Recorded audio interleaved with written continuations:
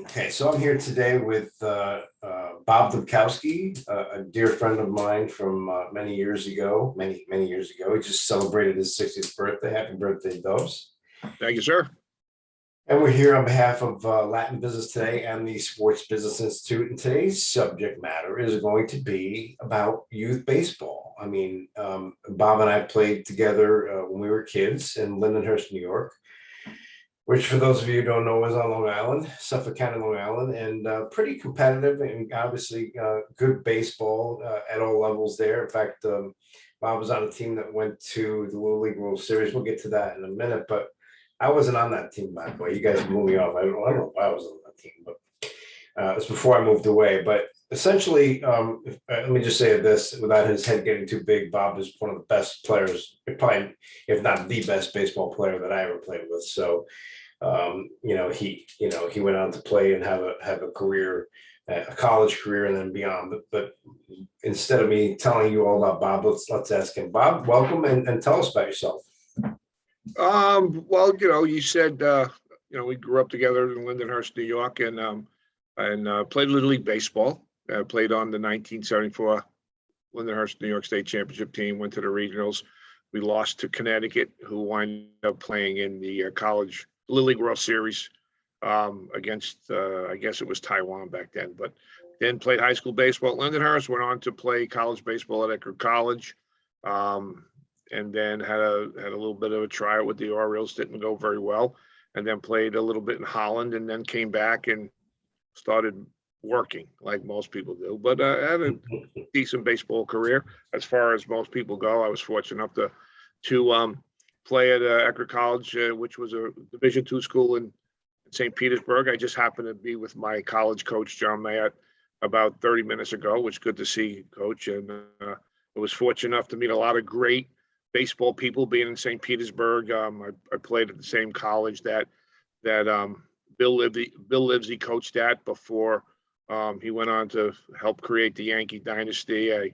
I was fortunate enough to have Brian Butterfield as my infield coach, who was the same infield coach Derek Jeter had, who mentioned him in his Hall of Fame speech. I had Carlos Tosca, who is the only manager in Major League Baseball history to not play pro baseball, to manage the Toronto Blue Jays, and countless other guys that I've met because of being in the baseball community, the baseball school. So I was fortunate enough to have really great baseball coaches outside of my high school coach, Mike Canobio, who was in the Long Island Hall of Fame for his coaching ability. So my Coach Matt, I think he's in 7 Hall of Fames: the Cape Cod Hall of Fame, the Eckerd Hall of Fame, the Troy State Hall of Fame. I mean, so I was fortunate enough to have a really good baseball experience in Florida and in high school. So then started coaching high school baseball back in the late 80s. Coach Bill Matthews was a coach of mine. Assistant coach hired me at Canterbury High School. I was there for a few years and then went on to other things. So, so that's where I'm at. All right. So now I'm 60. Well, it's you're an old. Well, I think I'm younger than you, but actually, it's not true. But at the end of the day, listen, we both love the game, and I think at all levels. And by the way, for the uninitiated, a Division II baseball team in Florida, like Eckerd, St. Leo, that's pretty damn good baseball. And when I moved away, we this is before email and the internet and such, so obviously we didn't keep in touch over those years. But I always had in the back of my mind that I would see you at a high level of baseball. So, but things happen, and so you did get to play professionally. But the concern and the issue of the day is really what is happening at the youth baseball level. Now, you're a good person to talk about this, not only because of your background experience and the coaches you just mentioned and your connections in the baseball world, but you have 10 children, and several of them are young males who play, not that females can't play, but you who play actively. And I'm just curious because I've heard a lot of things over the years about, whether it's Cal Ripken or Lily, A, the interest in the game, is it falling? And B, are they being serviced in the right way at the youth level of baseball? Well, that's a almost a loaded question, I guess, in some way, because there's positives and negatives. You mentioned a couple of organizations, Cal Ripken to be one, and they do some good things. And I think there's some things that they could probably change. And I think that the people at, let's just say, Cal Ripken have the best interests of the kids at heart, I think, as a whole. But then, you have so many people and you have so many different variables involved. I think the first thing is, we played Little League Baseball. There was all-stars at 12. Now you have all-stars at 8, you have all-stars at 7, you have all-stars at 6, you have all-stars. So kids grow up thinking that, they're all-stars, and there's really nothing to look forward to as you get older and older. The fields are better now than when we played. We played at the elementary school fields. And I think they kind of build this thing up to be bigger than it really is, and give hopes and dreams to kids that they're going to be professional baseball players. And then as the kids get older, then you have all these quote unquote travel ball teams and all these guys giving lessons. And, oh, my son's 11, he's got a pitching coach, and my son's 12 and he's got a hitting coach. I mean, we didn't have any hitting coaches, and we didn't have any. Mickey Mantle didn't have a hitting coach. Willie Mays didn't have a hitting coach at 12. And so it's a big problem. We see it in our community where kids literally are playing travel ball baseball at 9 years old, going out on the weekends, and playing in travel ball tournaments at 9, and they get a ring now. I saw it the other day. There was my 11-year-old travel ball team won, and they got these big, huge rings, bigger than the World Series rings that these major league guys get. And I think it's silly. I think it's real silly. It gives false hopes and false expectations to kids. And I think it does baseball a disservice in the long run. Okay. And your dad, my dad, they didn't get paid to give lessons to kids. They went out to the field, they threw a bat in practice, they told you how to put your hands, where to go, and you got better. And we weren't playing travel ball baseball at 9 years old. Right. I think it's way too much.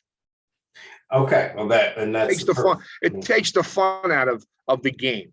It makes it more, and the parents, they're all wrapped up in it, and they all think their kids are going to play at the University of Florida. And I can't tell you how many conversations I've had with parents, to be honest with them, and say, listen, understand, your son probably isn't going to play at the University of Florida. I mean, it's such a small percentage of kids that get to play at that level, and you have to be realistic of your son's ability. And I think these travel ball coaches and these so-called guys that are giving lessons, they have to sell their goods, so, we're going to get your kid looks, and we're going to, your son's velo off the bat is 182,000 miles an hour, and he's going to be in the big league someday. And I think it takes away from the fun of the game. And I think it does a disservice overall to the community.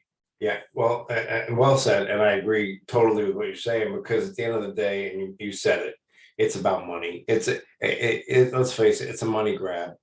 And it's a money grab because it's really, they know that the parents, listen, everybody wants the best for their kids, right? If they think the kid has ability, and if they, and sometimes maybe they're looking at their kid through rose-colored glasses.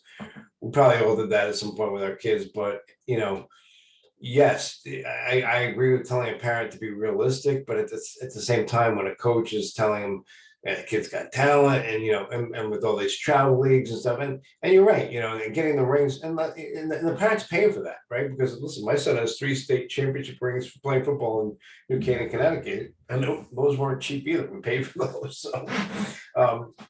So my question then is, okay, and we are in Florida, and I think it's different if you're in Florida or California or one other state, you can play year round.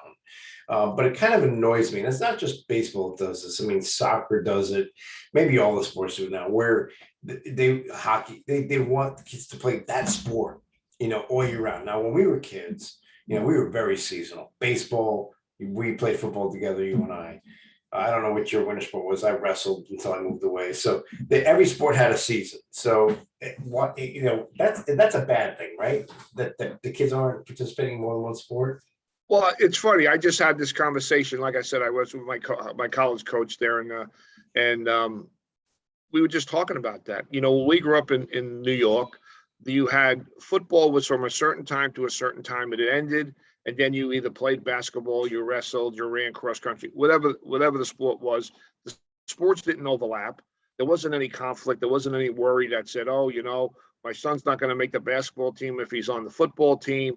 And everyone kind of worked together. So then you moved to the winter sports, and you wrestled or you played basketball, or you did something else. And then you had baseball. And then baseball was over, and then you had, some of baseball, whatever you had, but the sports didn't overlap. The kids got to develop different muscles for different sports. And I think that's what they're talking about. You'll see a lot more injuries today than you did when we played. I mean, can you imagine? There's kids that are 12 and 13 years old getting Tommy John surgery. I mean, it's absolutely ridiculous. I mean, do we ever know of anybody when we were growing up that had arm surgery? I mean, if a kid broke his leg, he had surgery. I mean, but there was not these surgeries upon surgery, athletic surgeries. And I think it's one of the reasons is that the kids don't develop different muscles. And so some muscles get stronger than others, and things are weaker than others. And I'm not a doctor by any means, but so I've read up on some of them, and this is what I'm hearing. From some of the articles I've read from some of these sports doctors that actually talk about how travel ball and things like that hurt the kids because they don't get any rest. They just keep on wearing and wearing and wearing. So in the long run, I think this stuff is harmful to the kids, in my opinion. Okay, just a couple more questions, and this next question is just a question in general about baseball, because obviously you and I are baseball fans, and I don't sit down and watch 9 inning games the way I used to when I was a kid, but when I was a kid, I watched almost every Met game, because I'm a masochist, I guess. But at the end of the day, we have a commissioner who is trying to change the game to make it shorter, to make it more entertaining, to get the youth interested, and in my opinion, he's killing the game. I mean, by doing things that just aren't baseball. But do you see it? Let's take it at the major league level. Obviously, do you see it being a problem in terms of interest in the game? Well, I mean, I think there's a problem with the interest of the game. I think one of the bigger problems is the time that it takes, to play a baseball game. I was at a Rays game just recently. So they have to have the TV timeouts because they have to pay for the players and all that other stuff, which I understand. But the guys walk on and off the field, they jog off and on the field. There isn't that. Let's see how fast you can get.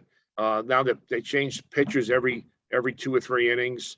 I talked to my sons about they love DeGrom. I mean, who doesn't love DeGrom? Right. So they would say, well, DeGrom's the greatest pitcher the Mets ever had, and I said, well, I brought the stats out. I mean, Tom Seaver. DeGrom. I mean, look at the number of innings pitched. Look at the complete games. I'm not to say that DeGrom isn't great, because he's in this era, and this is the era that he's in. But I mean, could DeGrom go 9 innings for 20 games, complete games? The Fergie Jenkins, the Juan Marichals, the Bob Gibsons, the Steve Coltons. I think that makes the game longer. I think it makes it boring because now a guy comes in from relief. He throws to 2 batters. Now he has to throw to 3 batters, and then they have to take him out. But I think it's like, for me as a person who's grown up on a game, I think it makes it boring. And I think I'm a traditionalist, I guess you'd say. They have this shift on, and the guys are still hitting it, trying to pull the ball. Yeah. I mean, whatever happened to today's whatever happened to a base hit? There's guys that are hitting 35, 40 home runs that are hitting 199. Yeah. I mean, there's guys that are in college right now that are hitting 250, hitting 25 home runs, getting drafted in the top 3 rounds in the MLB draft. And I'm sitting there going, how do you get drafted in the pro baseball? You're hitting 250. Yeah. I mean, so I think it's changed the game a little bit. Yep. Okay.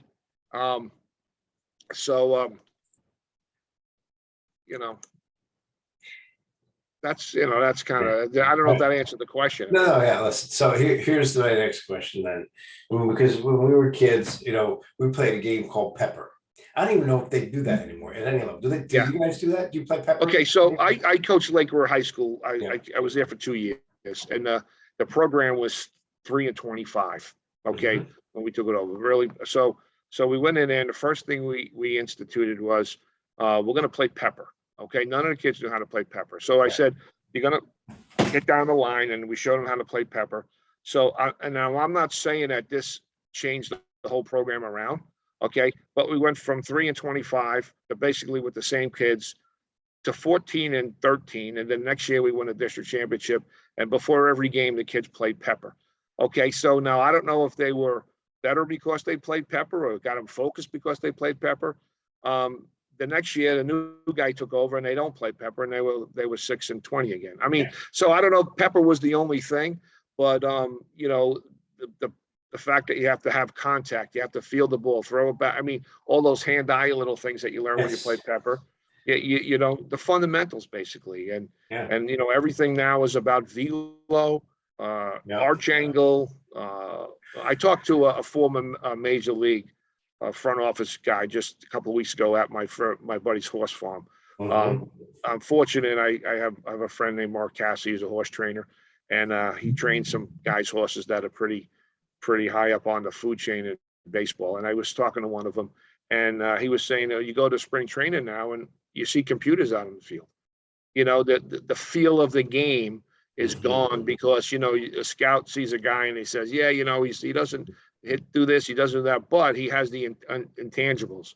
When you take the intangibles out of the game, you have guys that are hitting 35 home runs, hitting 195. I mean, and stuff like that. So, you know, it's a different game. I don't know if the commission is doing the right thing or the wrong thing. I know the game is a little more boring for me. Than it was years ago. You know, 1-0 pitching duel between Tom Seaver and Steve Colton. You know, that used to pack it in years ago. You know, the guys pitching, if it still does. You know, because you don't get to see that guy have a complete game.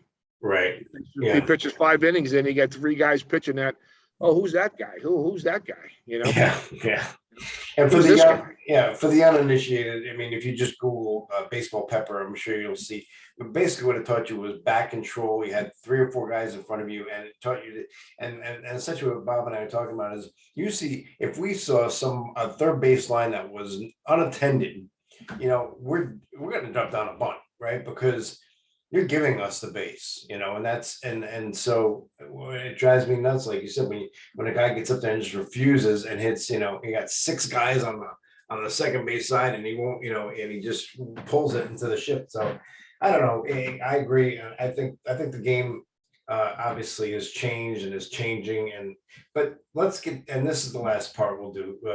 Let's get to what you and your lovely wife have done, because you homeschool your kids, which is in and of itself very interesting. But you also are starting what you're calling FSB Academy, and I think the big emphasis of your academy is going to be on baseball. So let's talk about that a little bit.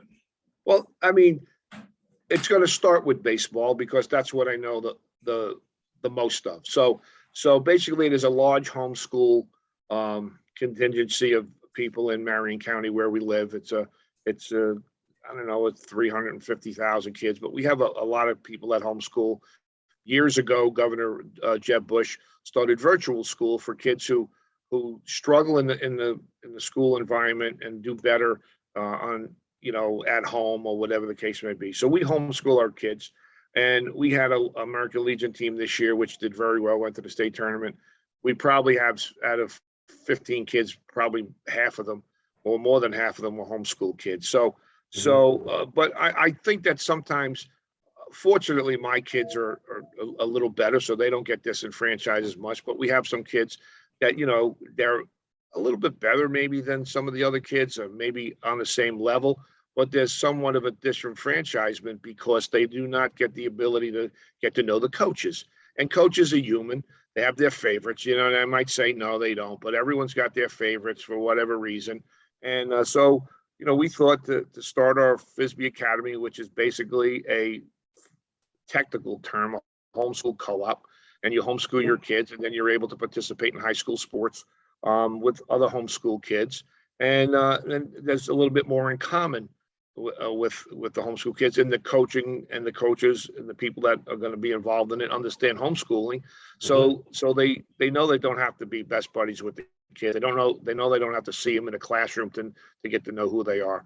So I think that's what we're working on right now, and Mhm. it's looking pretty good. We have all the technical parts going on, and we're in the process now of negotiating with some people in the baseball community who want to take on this endeavor as the I guess you'd say the people in charge of, like an administrative roles that would help with the Mhm. coaches and training of the coaches, and also would give the students the ability to also have a different some classes that would be given out, that they kind of get some little internships and things like that, who want to get into the sports management field. And then as it grows, because we've talked to other people who've started things like this, it starts with 10 or 12 kids. Before you know it, there's 50, 60 Yeah. kids. And it's just kids that want to be able to still be able to homeschool, not be disenfranchised, and then enjoy high school sports for what it's supposed to be. Yeah. Competitive, teach the fundamentals of the game, teach kids how to play in a winning environment, be positive. Um, you know, and so hopefully everything will work out and we'll be able to pull it off. Yeah, no, I wish you the best of that. And obviously, so you mentioned the sport management piece, and that's something near and dear to my heart as well. And that's something, so FSB actually stands for Future Sports Business Executives, right? So it's FSB Yes. Academy. We'll look for more on that. And any parting thoughts before I let you go on baseball or in general? Um, you know, if there's parents out there listening Mhm. or watching or whatever, it's the kids have to want to enjoy the game. I mean, I grew up in a competitive environment, but my dad never put me down. He never screamed and yelled at me. It's one of those things that we have to tell the parents, when we coach there. Listen, here's the deal. Okay, if your kid strikes out, trust me, he knows he struck out. You don't have to scream and yell at him. Don't say, swing the bat, because you don't know if we gave him the take sign. If Yeah. he, if you don't know what's going on in there, and if the kid makes an error, well, you think Joe Torre screamed at, A-Rod when he made an error? No, he patted him on the back. He said, "Get the next one." And that's how I was raised. Mhm. And that's how I try to raise my kids, and that's how I try to coach. Look, everyone's going to make mistakes. Everyone's going to make errors. Everyone's going to strike out. Yeah. So it's not like you're perfect. And baseball is the hardest game out there. It's harder to hit a baseball. Success rate now in the major leagues, you can hit 265, and guys are getting in the Hall of Fame now that hit 285 lifetime. Never, so you're failing 75% of the time, and you're still great. So and Yes. that's kind of the biggest thing, is let the parents know, look, we want kids to want to play at the next level. If you play Right. rookies, we want to get them to the minors. We got to get them and make baseball a positive experience, because Yeah. the friends that you make in Little League, if it's a positive experience, we're a perfect example. We played Little League ball together. We played, like, I guess, at 13, 14 years old. Played Mhm. freshman football together. It was a positive experience, but Little League was a positive experience. And I don't know, 50 something years later, we're still friends. And I talked Yeah. to John Witkowski. We played high school football and baseball, Little League together. Mm. Dave Burns, on Facebook, Yeah. we all played Little League together. We're still all friends because it was a positive experience. And I think that's the most important thing, is to enjoy the game, want to get to the next level, play the game, realize your abilities, and don't get all wound up in all-stars. Yeah. I mean, in our league, I live in Bellevue. Fortunately, we stopped it. We stopped it. Everyone gets a trophy Yeah. thing. If you're on the All Stars, you get a trophy. But they used to have an A All Star and a B All Star. Mm. Well, if you got 40 kids in the league, half of them really aren't All Stars. It's okay not to be an All Star. Yeah. And because life isn't about just being an all-star in baseball. So don't get all wrapped up in all of that stuff, and make sure your kids have a good experience, enjoy the game, and teach them to win, play hard and hustle, and learn the fundamentals. And that's the key, in my opinion. Yeah. I agree 100%. Inherently, sports and baseball specifically is about teaching about life, right? Like, you're right. It's like you're not going to succeed, and you're going to lose, and you're going to strike out. Those are the things that teaches character. And really, that's what sports, in my opinion, especially at youth level, is supposed to do, right? And here, I mean, I would just add to what you're saying to the parents out there, is just say, let your kid be a kid, all right? I mean, if you're grilling your kid after a game, if you're telling what he did wrong or what he could do better, the kid is going to think this is not a sport. This isn't fun. This is my job, and you don't want that. Right. Okay, Well, so and here's, look, just to expand on that a little bit, we yeah, had a practice one time. We went to the field and I told the kids, okay, go out there. And I think they were like 10 or 11-year-old kids. I'm sitting back and the parent says to me, when's practice start? I said, well, it started 15 minutes ago. She goes, well, what do you mean? I said, well, look at those kids. They're out there. They've chosen their own teams. They're yeah, playing, they made up their own silly rules to play. They're having fun. They're enjoying the game. That's how we didn't always have organized sports. no, I mean, no. everything is organized now. Mm. After school, we went down to the playground and we played We played stickball, didn't we? we played stickball Let's and I know you've waited all this time not to bring it well, up, but Dave did beat me in the only stickball game he ever won in his life, and he still has the stickball bat and it's still on has my the wall. ball, and it's up in his thing, and it's his claim to fame, and it's okay. Well, that's why I had to move away. I had to move away because I beat you, and I was like, I got to get out. Right, and I had to go to counseling and everything for it, and I'm a better person for it. I appreciate it. All right, Bob Dobkowski, Dubs, my friend. Thank you for your time. Thank you for your insight, and we'll touch base again on FSB Academy. And Absolutely. all right, brother. Thank you. Thank you. Have a good one. You too, man. See you. Bye-bye. Bye. I'm gonna end the recording. Hold on.